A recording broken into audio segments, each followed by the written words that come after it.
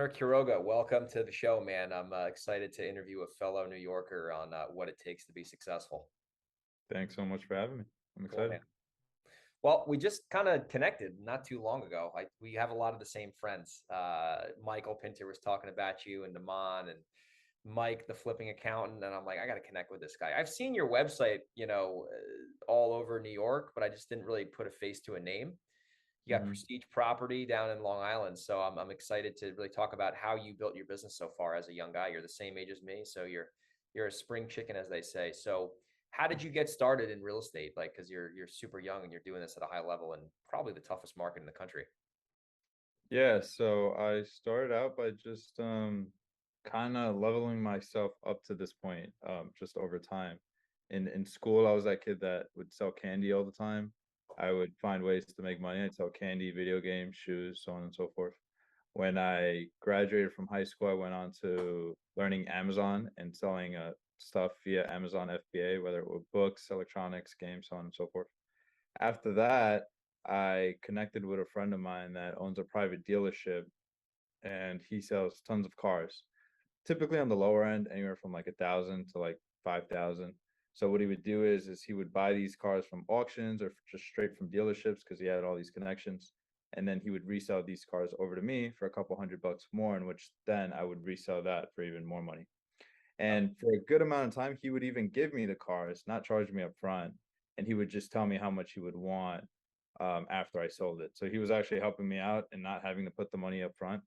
So that was really kind of him. But yeah, so I was doing that for a while, and then about like 3 or 4 years ago, I figured the next best thing was real estate, and a friend of mine was getting his real estate license, so I followed suit with that.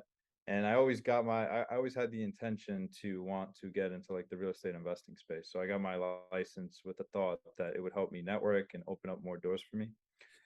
yeah. And then after that, I just slowly but surely progressed my way to where I'm at now. It's amazing, dude. Yeah, So you started, so it's crazy. He was like letting you sell cars on consignment. It's ridiculous. yeah. Without any risk. That's Still unbelievable. my friend to this day. He's awesome. That's awesome. Now you're based out, are you in Brent? Where do you live in Long Island? Yeah. You're in Brentwood? Yep.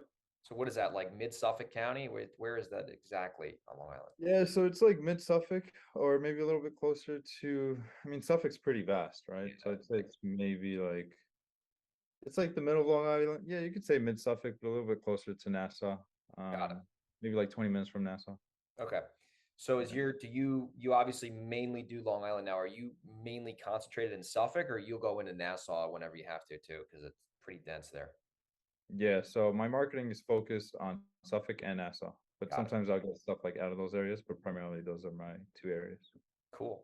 Two tough areas to do business in, to say the least. I mean, you got New York number one, and then you got Long Island, New York number two, which is like a double whammy. So we're going to be airing this on both of our podcasts. So for people listening to the New York real estate show right now, how did you how did you do your first deal in New York? Because at least for me, it was really tough to deal with the attorneys when I got started, like when I was Mhm. 20. So how did you get your first deal? Like where did it come from? And how did you find a way to not fumble the ball? Because a lot of new investors, they get these leads and then they don't know what to do because there's the attorneys involved and they throw their hands in the air and quit. I agree. For my first deal, I kind of just needed that proof of concept. Yeah. So I got the first deal from cold calling. I had a dialer. I was using No Zenco. way. Cold call. Yeah. I was using Zenco, and it took about 6 months to get my first deal. And I actually sold it to my aunt. No. So I might have lucked out on that. She still got a great deal for it because now that house is worth. She bought it from me for like 310. Now it's worth like 600 because the freaking market has gone up so Should have much. sold it to me, bro. I would have paid you 320. Yeah, but that was 4 years ago, 3 4 years ago. Yeah. So at the time it wasn't worth 600. It was Yeah. probably worth like 400. But the house was in great conditions, and my aunt, she actually still owns that house to this day. She's just renting it at this point. But I think I was just calling an absentee list. And the biggest thing with cold calling, from what I've seen, or any marketing stream, is that you really just need to be consistent. Because you could be doing a marketing stream for 5 months straight and not get anything, and on the 6th month you get like 3 or 4 deals. Right. So that was something that I always had in the back of my mind because for the first couple months, like I had nothing coming up from it, and I'm like, oh man, is this even gonna work? And eventually, it just worked out that some guy that lived in I think it was Seattle, like he was an absentee owner. He actually even told me that he was interested in selling it and that we could talk some more. And I kept following up with the guy.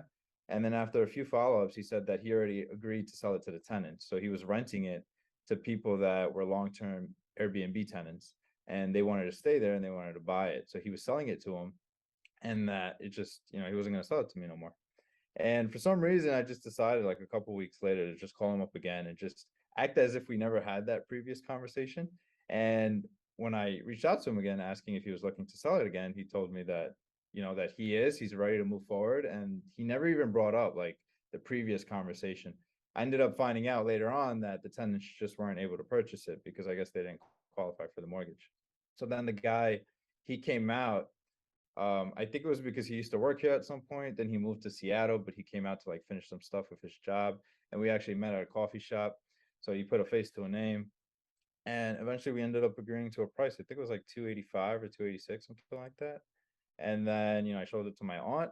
She was the first buyer like I knew and like that I could trust and like I knew she wouldn't screw me. And so my aunt also put down the down payment. I didn't put the down payment down for that house, so I was able to get away with that as well. And then I wholesaled it to her for I think it was like 305 or 310, somewhere around there. I made it like a little over 20 grand on it. That's Um, unbelievable. and yeah. Yeah. Dude, that is exactly how we did my first like 5 deals in New York. I was a Really? cash buyer employee, as I would say. And I was just handing these, I was like, it was like hot potato. I'd get a lead and be like, hey, you want this deal? Pay me 10K. And they would just put the down payment down. I'd get an assignment fee. And dude, this is a crazy story. If I had this lead now, it would have been like a 200K like profit easily. I got this lead in Greenwood Lake, which is like it's like a redneck lake community, uh, Okay. Orange County, New York. It's still a pretty good area, but this guy had a vacant property on the water with a boathouse and a diving board and the whole thing. House was a shithole though, like disaster. Back Okay. on taxes, the whole thing. I take it to my VIP buyer, and I'm like, "Hey, do you want this thing for 115? Because I got it for 100." And at the Mhm. time, I'd never made more than like 10 grand on a wholesale deal. And he's like, "Yeah, I'll take it for 115." He buys it off me for 115. I make 15 grand. I'm going crazy. He sells it the next day for like I think 200 grand or something like that. And Wow. I didn't care. I mean, this is what it is. Like, I don't count other people's money, but like, I'm just like, Mm. oh my God, if I knew what I knew now, and this was like in 2017, like that Yeah. property, like the land alone is probably worth 350, like easily. And the guy ended up knocking it down and he built this crazy house on there. But I mean, when you're new, the point of that is when you're new, you don't know what you don't know. And the key is to get money in the door, get, like you said, the proof of concept, and you can build from there and use that money to generate more leads with marketing. So let's fast forward to where your business is at today. So just give the listeners like a 30,000 foot overview on, what does your business look like today from like a exit strategy perspective and what you're kind of making on the average wholesale deal. Because Long Island, you can do some big deals because the prices are obviously expensive. Yeah, for sure. So right now it's primarily just me that's here on Long Island. I have five virtual assistants that do anywhere from administrative stuff to lead management to follow up, stuff like that. And then I just brought on board a girl that she does come out here once a week, but she lives in New Jersey. She lives about like an hour and a half away. And so she's going to be handling the disposition side of everything moving forward once like she's done being onboarded. As for like exit strategies, when I started out, it was just primarily wholesaling. As I gained experience and realized that I was missing out on a lot of deals, I started to JV with other investors that I figured maybe this wouldn't be a wholesale deal, but I know that they'd be interested in taking it down and I'd still be able to get a cut of the profits after it's all said and done. And if I was able to like handle the management behind it too, that would be more enticing for them to be able to take the deal with me down. And so as more years went on, I went from wholesaling, JVing to flipping myself. That those are primarily the three the three exit strategies I currently do. I mean, I do some hotels as well, in which it's similar to flipping. You just don't do too much work to the house. But yeah, that's where I'm at now. I do the acquisitions, the management, the operations. But I'm barely ever on the phone. I try to not be on the phone at all if I can. But like if for some reason my lead managers are occupied and like there's a lead that comes in, of course I'll answer it if I'm available. But I'm trying to delegate that out and just focus on building the team, managing, training, and going on appointments. That's awesome. So basically, your team handles all the front end stuff, and then you go on the appointment and meet with Right. seller. try to get the offer accepted, and then the attorney gets the contract. Obviously, in New York, Yeah. have you ever done one in New York where you signed it up directly with the seller and went just cowboy style? Yeah. So I've done it. I've done it. It works yeah. sometimes. Yeah, so I don't want to get into like the legalities of that, but I've done a few. In all reality though, like would they be like fully enforced if it came down to it? I highly doubt it. I'm sure Yeah. it wouldn't. But I haven't done one like that in at least over a year, just because I'd rather have the peace of mind knowing that, all right, this is locked up. I know that like, because one of the benefits of in New York that even though you have to go through attorneys, once you go in contract, it's really hard to get out of that contract. So having that peace of Possible. mind, yeah, Yeah. exactly. Having that peace of mind is something that I'd rather have than going and also some sellers see it as shady because I've even Yeah. brought the idea up like at time like a little over a year ago. Like I would still bring up the idea if they were like comfortable getting it signed in person. Yeah. As soon as you bring that up, they kind of like some of them actually like think it's kind of like shady, and then I feel like that has caused like some of my deals to kind of like slip through the cracks as well. So yeah. Yeah, we've done it. I mean, we still do a little bit of it, not because it's like we want to do it, but like the seller is like maybe they refuse to use an attorney or whatever, or it's a little baby deal. And it's like, we're buying a bungalow for $8,000 in the woods. We're doing that right now where it's like we're buying a house for 8 grand. Like it's a total tear down. And it's like, dude, like it's $8,000. The closing costs are going to be the same as the purchase price for the most part. So, Mhm. you know, it is a little sketchy doing it. I will agree. Like especially when the seller like insists on it, like we're like, no, I don't want to use an attorney. You're like, all right, just sign this affidavit. Like, make sure we're not getting hosed up in court. But Yeah. you made a good point about New York. Like, even though it is a pain in the ass, and like sometimes for us, man, it takes 2 weeks to get fully into contract because the attorneys are going back and forth and whatnot, even on the sales side too. When you're in a contract in New York, it is legitimately in assuming the correct party is signed and that deposit check clears, you can sue the seller for a specific performance and you're gonna win every time. So you really have that peace of mind knowing that deal's not gonna go anywhere. Because I've done business in several different states, and we had a house in Texas one time. It was like a $70,000 wholesale deal, and the whole thing exploded right in my face because Really? there was no attorney. Some other buyer wanted it, and then like I ended up putting the lien on the house, and I got like $1,000 payoff. It was garbage, but in New York that would have never happened. So Yeah. there's a lot of benefits to doing deals in New York for sure. And another question for you, like kind of like what you're seeing now, at least in my area, and Long Island is probably similar, I'm guessing. Yes, there is competition. There's definitely other people doing this in our basically our same market because it's all pretty close. I Mhm. don't see as much competition in New York compared to San Diego, where we still do deals here too. Like San Diego, there's literally 45 wholesalers and there's like 10 flippers who do like 10 deals a month each. Like, do you see a lot of competition in Long Island, or are you sometimes, competing against two or three people maybe where it's really not that big of a deal at the end of the day compared to like, hey, I'm getting 15 offers, submit your offer and I'll see if I want to take it. Yeah, so I've listened to like a decent amount of like your episodes with Michael, and I know you Okay. two have discussed that you Yeah. haven't really seen that there's much competition here on Long Island. And I don't really know, like I would think that in other states, yeah, there's definitely more competition because there's that thought that here in New York it's just so hard to do deals because of attorneys. Yeah. But me personally, most of the deals I go and I get, I am going up against a decent amount of people, whether it's Interesting. two, three, or four. I'd say on average it's like two to three, so maybe it's not that much. Yeah. But I personally have come across, maybe it's my marketing streams, maybe there's different ways in which I could go up against like less investors. But for me personally, I have seen a decent amount of You're competitors. seeing it. Yeah. Yeah. I've seen it increase over the last like year or two, at least in our area. Like it used to be like a blue ocean where it was like me, maybe one person. But what Mm, we're trying to do now when we're competing with people is we never bash the competition ever. We always, hey, I'm sure they're a great company. I'm sure they're wonderful. Hey, if you want to work with them, that's fine. No pressure. But here's a question, Mr. Seller. If they're, offering you a number that might be too good to be true and they ultimately can't close, what are you going to do at that point? And then like we're trying to like almost plant that seed of doubt because a lot of times Warner I see is like some brand new investor who really doesn't know what they're doing is offering the seller something that's just outrageous that makes no exactly. sense. And I Yeah. know for sure they're not going to close. And we will plant that seed of doubt. And then, sometimes it'll work and they'll be like, you know what? Yeah, I get it. I don't want to deal with someone else. So you can't really control that. But at the end of the day, if you just focus on getting leads and making offers, like, if you lose a few deals to other people, it is what it is. Another thing I see too, at least in our market, is if me and my like friends have the same lead, because in my area, like everyone's pretty much cool with each other. If we all have the same lead, we'll just be like, yo, are you working, Apple Street? And they're like, yeah, I am. I'm like, well, do you want to, we can compete on this, or do you want to just partner up and we'll play good cop, bad cop?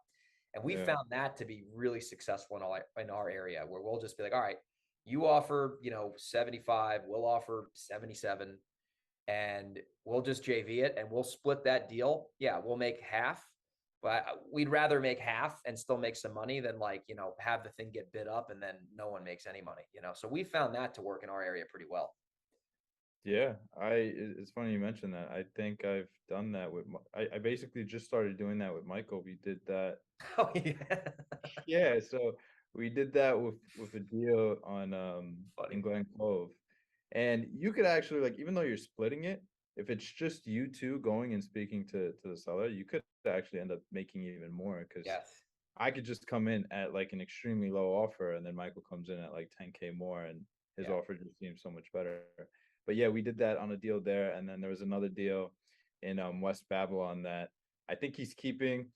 That's just him, but I helped him out because he was talking to the seller, and the seller was telling him that he spoke to a guy named Warner that said that my house is worth this much. And so Michael reached out to me. He's like, "Hey, did you tell this guy that like his house is worth this much?" I'm like, "I did not. Like, his house is not worth that much." Funny. And then I went back to the seller and I told him, "Hey, like, this is my final offer," which was much less than I was anticipating to offer him. And so that helped his cause, and then he was able to get it for a little bit more than what I offered. But yeah, I mean, we've talked about that, and I think we're gonna start doing that a little bit more. I think it works great. Yeah, it's good, especially when you like know the people you're working with. It's like easier than like a complete stranger. I had this crazy story. It was like 2 months ago now. So I grew up in Monroe, and like literally the neighbor calls, like not on our street or my parents' street, but on the like in the subdivision next to us. Okay. Get a lead. I got a lead, and I'm like, holy shit, this is on Boyd Street, no, or Boyd Road. I'm like, no way. Guy's motivated. He needs to sell in like 2 weeks, and I'm like, I don't know, but I'm on the phone with Brett, my acquisitions guy, and I'm like, hey, let me just take this one because like this is like the neighbor's house. He Hmm. ends up getting all these investors to make bids. I sent my dad on the appointment. I'm like, yo, dad. Like my parents were like eating dinner, and they had, I was like, I called him. I'm like, hey, dad, can you check this house out for me? It's like a 2 minute walk. He heads over there, meets with the seller. The guy takes my offer, and I didn't text my buddy about this one. Like I wasn't like, I was like, let me just get this thing. And I knew he was talking to other investors. So the guy takes my offer. We have the contract ready to go. And I had the private money lined up, the whole thing, like easy deal. Like, let's just close. We'll put it right back on the market. At the last minute, the guy goes dark, doesn't, because the attorney sent him the contract on DocuSign, but like it was all above board. He doesn't Okay. sign the contract. He totally ghosts me. And I'm just like, yeah, and I paid $2,000 for a deposit for the movers to come move him out because he wanted to sell that fast. So I'm out Wow. 2 grand now. I'm about to send a wire for the deposit, and he ghosts me. And I'm like, listen, dude, if you don't want to sell, just let me know and I'll call up this mover and I'll have them give me a refund. He Hmm. totally goes dark, and I'm pissed. Now I'm like, yo, like, what's going on? Just tell me you're not selling me the house and it's not a big deal. Hmm. So he ends up selling to another guy who my friend sent on the appointment. And my friend ended up making 5 grand. And I called him up like 3 weeks ago, and I'm like, hey, Devin, I know you're working that Boyd Road property. I should have just called you. We should have JV'd this thing. And he goes, oh yeah, yeah, yeah. He's like laughing, and I'm like, what are you laughing about? And he's like, yeah, I sent my buddy Mike over there, and he bought the house, and he paid me 5 grand. And I go, well, you son of a bitch. I said we should have just done this damn deal together. So, it's always best. The point of that is it's always best to just call around if you think it's your buddy working it and you can make some money together. So anyway, I digress. So Oh, what are sure. you doing now to find leads? Like what marketing have you found to work the best, at least today in 2022? Yeah, so at this point, I'm doing not all of the above, but I'm doing like 5 or 6 different marketing channels, looking to add more. So for the marketing channels that I'm doing, I'm currently doing a lot of inbound, whether it's PPC, SEO, or TV marketing, Yeah. and getting into direct mail as well. And then a little bit of outbound. I'm doing cold calling, and it's pretty much it. I was doing SMS for a while, but then I stopped it because I heard people were saying there's a lot of like legalities behind it Yeah. and regulations are coming. But then people were still getting deals, so like I stopped it. I never got back into it. But I mean, at this point, some people are, some people aren't. But it's something that I'm considering too. Interesting. So you're doing TV because I've heard TV in New York is tough because it's like at least this one TV company I was talking to, like you had to do like New York, New Jersey, and Connecticut, and like it was like a minimum 30 grand a month ad spend. And I was like, nah, not for me. 30 grand a month is crazy. So that's awesome. You're doing TV. Those leads, I mean, from what I've heard, are phenomenal because you have like this like celebrity effect where you're the guy on TV and then all of a sudden you show up at their house and they're like, oh my gosh, like he's actually a real person. So really smart that you're doing inbound stuff. We're seeing Google ads have been phenomenal for us. SEO obviously is great Mhm. because they're coming to you. They're already pretty much motivated. They're already telling you about the property before you get on the phone with them. So, the more inbound you can do in mail for sure. I mean, that can get a little crazy with the expenses, but we still get great deals from mail because they're Mhm. calling us, right? Like they're picking up the phone and calling. They might be pissed we sent them a postcard, but the ones who aren't pissed are usually pretty motivated from what I found. Yeah, yeah. So I will say though, like with the TV, I think it depends on the market because for me, that has definitely been my lowest ROI. Really? Yeah, Interesting. and sometimes it gets to the point where like I'm only breaking even or making a little bit above that because you're right. The amount of money you got to spend each month for you to even show up on these channels on in New York is substantial. But the reason why I kept it going is because as long as it continues to at least pay itself off, it's going to be working on my brand and still something that I have on the back end that could still potentially produce some income. Because a lot of the leads that I get from TV too are just people that like randomly see you on TV and they're like, oh, let me give this guy a call, see what he's going to offer me for my house. And then as soon as they make that call and I answer, somebody on my team answers, their first thing is, what do you offer for my house, or what's my house worth? Yeah. Meanwhile, there's really no motivation. They're really not interested in selling. They're just considering it or maybe had the thought because they saw me on TV, but it's not something that they're truly serious about. But here and there, you will get like some good leads. Yeah. So It's interesting. yeah, yeah. But with SEO, PPC, that's been my highest ROI Oh without a yeah. doubt. And direct mail, I actually did that a while back, a little bit like via like Deal Machine. I used to do a lot of like driving for dollars when I first got started. I got some deals from that too. I just stopped doing it because it was like uh so much time management had to go into it, like me driving around and stuff. But I think if I do it in a way that I'm not driving for dollars and I'm just sending it out to like niche lists, Yeah, I think it could bring a good ROI. for sure.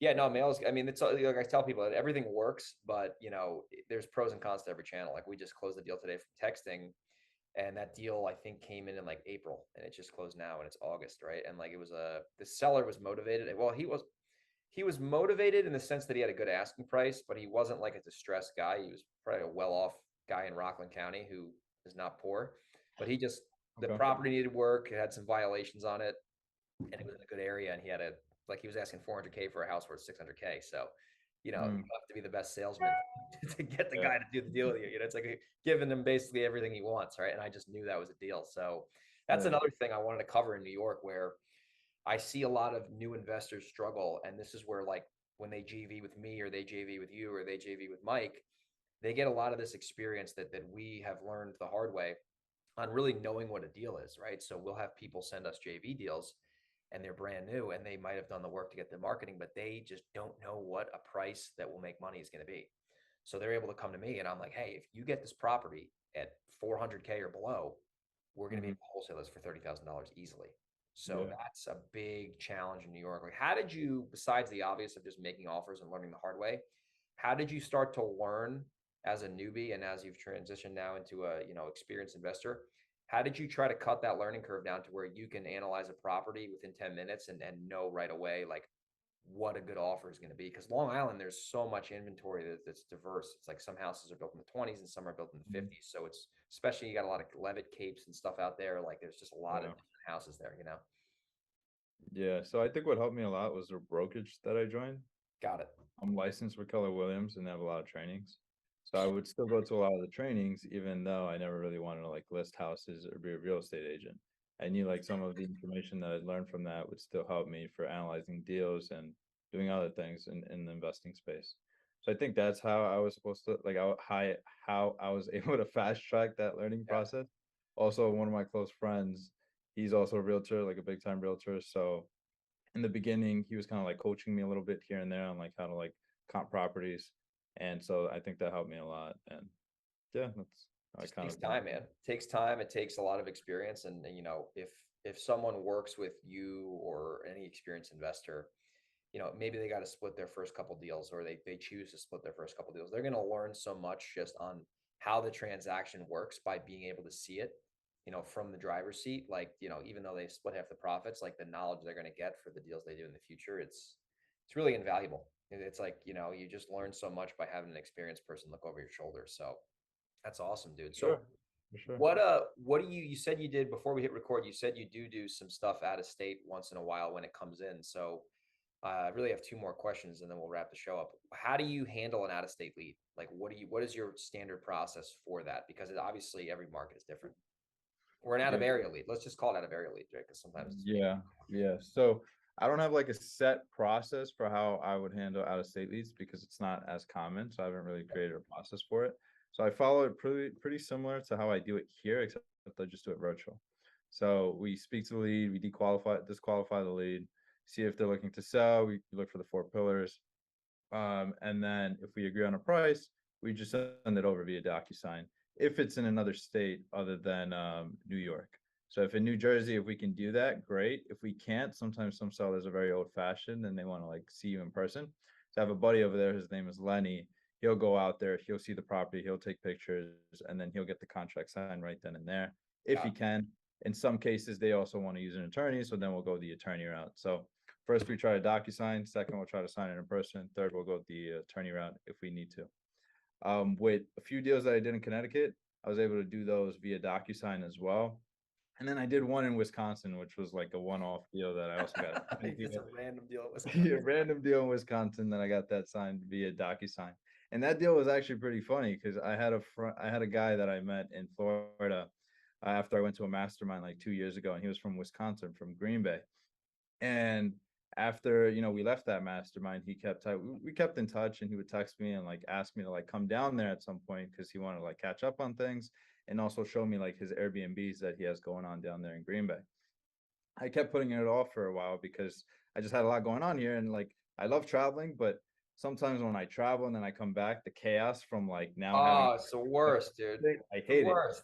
Yeah, I hate that. So like I would just put it off for a while.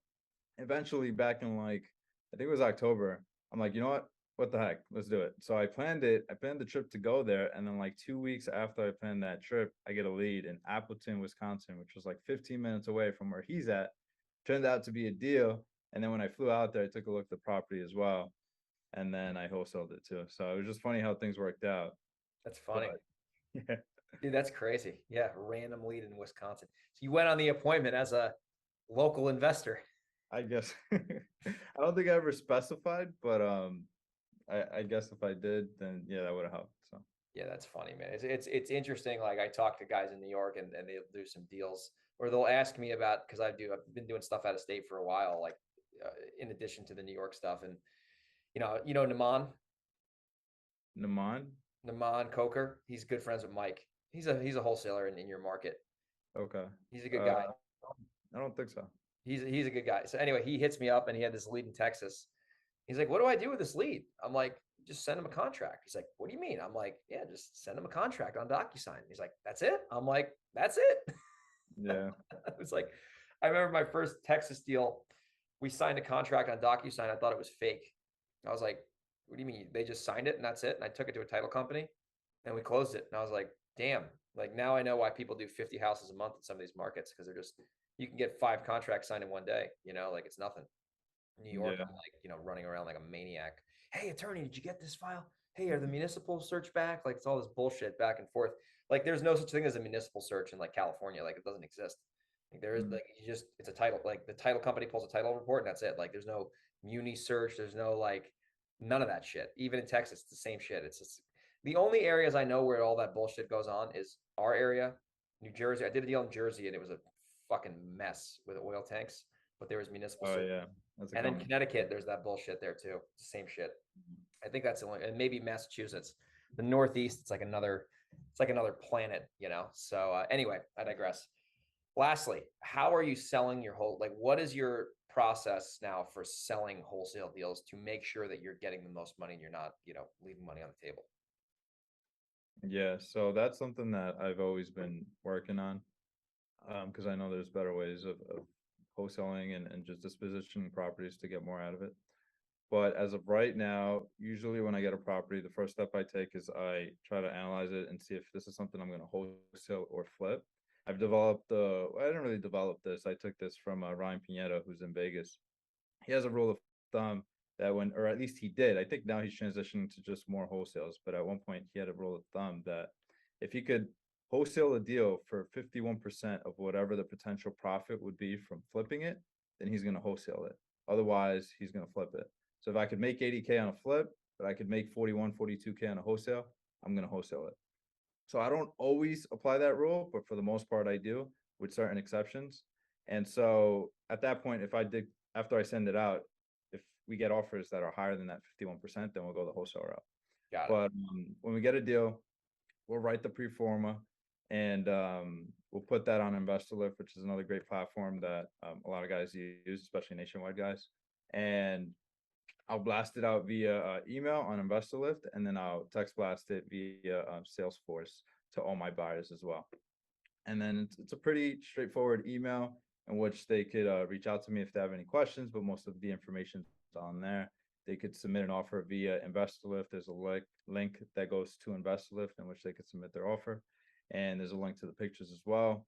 There's a link to a video most times. And I also bought a 3D Matterport camera that I just started doing, but I'm going to have my dispositions person be doing that because that takes like a whole another hour or 2 hours to do for each property. But I found that helps too, especially for properties that you can't always show because of certain circumstances. So, and I think I heard that from like a podcast that I was listening to, that the guy was saying that if he could get at least $5,000 more from a wholesale by just doing that, then he already got all his money back from that, because that was like what, $3,500, $4,000. So yeah, and then I go with highest and best. I always make sure to have like one or two backup offers as well, just in case, because the first offer doesn't always work out.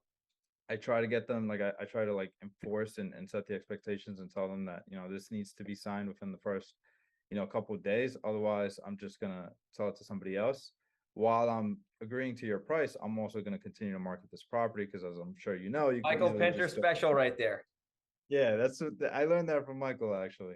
So, because it's true, like buyers will ghost you, and Yes. they have no remorse. So, like Yeah. at that point, it's like, what, you leave me screwed if I just stick with you, and then you just like ghost me, and then I got to get another buyer. So, yeah, that's how I basically do it. I have Great a process. process for it, and yeah, pretty much That it. is, I'll say the words verbatim as Michael says. I accept your offer. However, until contracts are fully signed, I'm going to continue to market and show the property. And so that in the wholesale game, the buyers usually don't give a fuck because it's like direct. But when we do flips and we do that, the agents go crazy. Oh, how dare you do? It's like, here's the deal. If your client doesn't sign this damn contract because they're slow or they're a tire kicker, and I took this thing off the market for 5 days, and your client goes high and dry, you're not going to call me apologizing. You're going to say, oh, sorry, it didn't work out. So I'm going to do the same here. I'm going to protect myself.